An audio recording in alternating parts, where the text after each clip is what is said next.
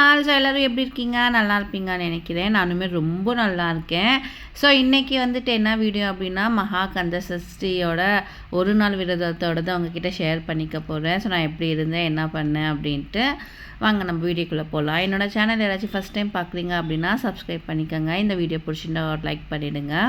எனக்கு இந்த நாள் வந்துட்டு காலையில் 3:30 மணிக்கே வந்து டே ஸ்டார்ட் ஆகிடுச்சு. ஸோ எழுந்ததுமே வீடெல்லாம் கூட்டிட்டு மாப் பண்ணிவிட்டு அதுக்கு முந்தின நாளே வந்துட்டு நான் வீட் க்ளீன் பண்ணி மாப் போட்டுருந்தேன். பட் இருந்தாலும் காலையிலேயே ஒரு வாட்டி எழுந்து ஸோ கூட்டிட்டு அதுக்கப்புறமா மாப் போட்டுட்டேன். ஸோ ஃபுல்லாக மாப் போட்டுட்டு நான் போய் குளிச்சுட்டு வந்துட்டேன். ஸோ குளிச்சுட்டு வந்ததுக்கப்புறம் முருகருக்கு வந்து ஃபுல்லாக வந்து பூஜை ரூமை க்ளீன் பண்ணிவிட்டு ஸோ முருகர் ஃபோட்டோக்கு வந்து பூ அலங்காரம் எல்லாம் பண்ணேன்.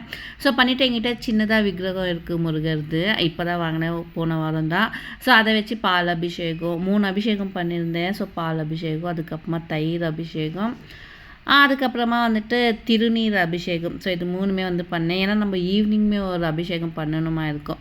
ஸோ சூரசம்பார் ஆனதுடனே நம்ம வந்துட்டு ஒரு அபிஷேகம் பண்ணால் முருகர் வந்து கொஞ்சம் சாந்தமாக இருப்பாங்க அப்படின்றதுக்காக. அதனால நான் 3 அபிஷேகம் பண்ணேன் இன்றைக்கி. எனக்கு வந்து நான் ஃபஸ்ட் டைம் தான் வந்து அபிஷேகம் பண்ணுறதும் சரி, முருகருக்கு பூஜை பண்ணுறதும் சரி. ஸோ 2 மாதம் 3 மாதத்துலேருந்து தான் ஸ்டார்ட் பண்ணேன். வெத்தலை தீபம் வந்து போட ஸ்டார்ட் பண்ணேன்.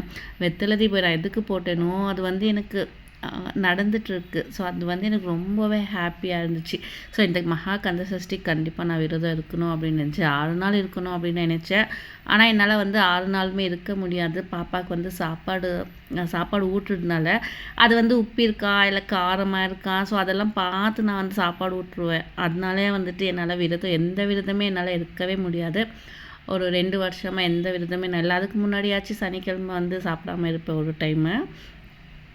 ஆனால் இப்போ வந்துட்டு என்னால் அந்த மாதிரி இருக்கவே முடியல. ஸோ அதனால் பாப்பா போனதுக்கப்புறம் நான் எந்த விருந்தமே இருந்ததில்லை. இதுதான் ஃபஸ்ட்டு ஒரு நாளில் இருந்து விருந்தம் இருக்கலாம் அப்படின்ட்டு. ஸோ எனக்கு வந்து ரொம்ப ஸ்பெஷல். முருகரை வந்து ஒரு 3 மாதமாக தான் நான் வந்து கும்பிடவே ஸ்டார்ட் பண்ணேன். ஸோ அதில் வந்து எனக்கு நிறைய நல்லது வந்து நடந்திருக்கு. அதுக்கு முன்னாடி எனக்கு நிறையா கொடுத்துருக்காங்க.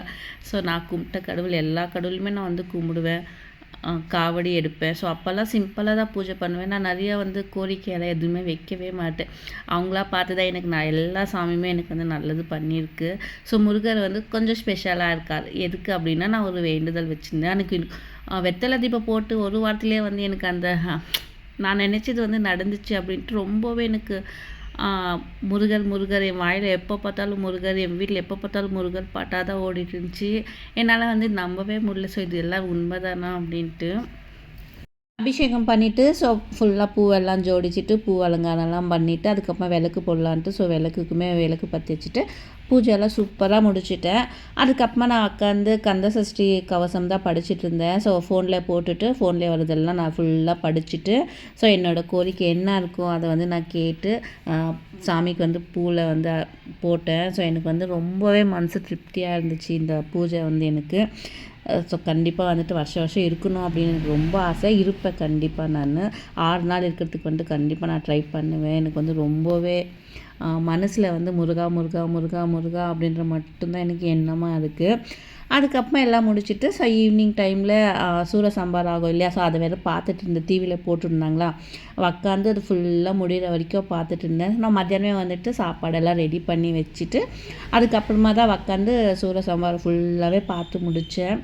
அதில் வந்து பேசுகிறது, பாட்டு போட்டது அதெல்லாம் எனக்கு கேட்க அவ்வளோ நல்லா இருந்துச்சு.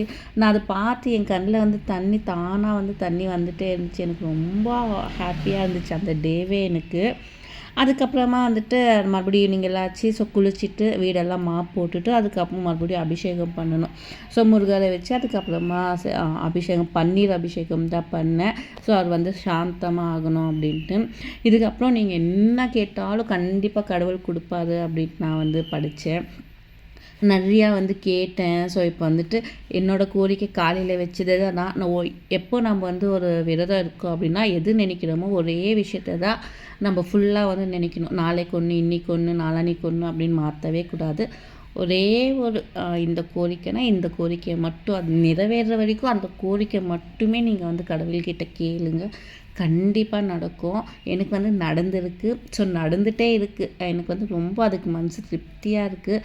ஸோ கண்டிப்பாக வந்து கடவுளுக்கு நான் நன்றி சொல்லிகிட்டே இருக்கணும் அப்படின்னு தான் இருக்குது. ஸோ அதுக்கப்புறமா அபிஷேகம் பண்ணிவிட்டு விளக்கெல்லாம் வச்சுட்டேன். ஸோ பூஜை பண்ணலாம் அப்படின்ட்டு. அதுக்கப்புறம் நான் செஞ்ச சாப்பாடு. ஸோ 2 பொரியல் 2 வடை. நான் வந்து 2 வடை பண்ணியிருந்தேன். உளுந்து வடை, அதுக்கப்புறமா பருப்பு வடை பண்ணியிருந்தேன். அதுக்கப்புறம் சாப்பாடு பண்ணிவிட்டு கத்திரிக்காய், முருங்கைக்காய் போட்டு சாம்பார் வச்சுருந்தேன்.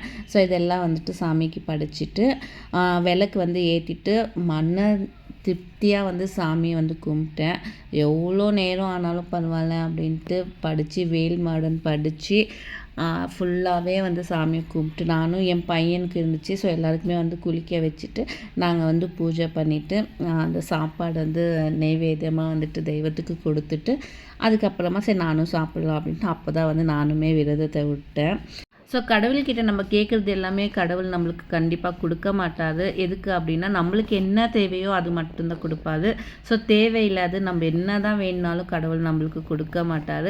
ஸோ உங்களுக்கு தேவையானது என்னவோ அது மட்டும் கோரிக்கையாக வைங்க சாமிக்கிட்ட, கண்டிப்பாக நிறைவேறும். ஸோ நீங்கள் என்ன தான் இது வேணும்னு கேட்டுகிட்டே இருந்தால் கூட கடவுள் கொடுக்கல அப்படின்னா அது உங்களுக்கு தேவையில்லை அப்படின்ட்டு அர்த்தம்.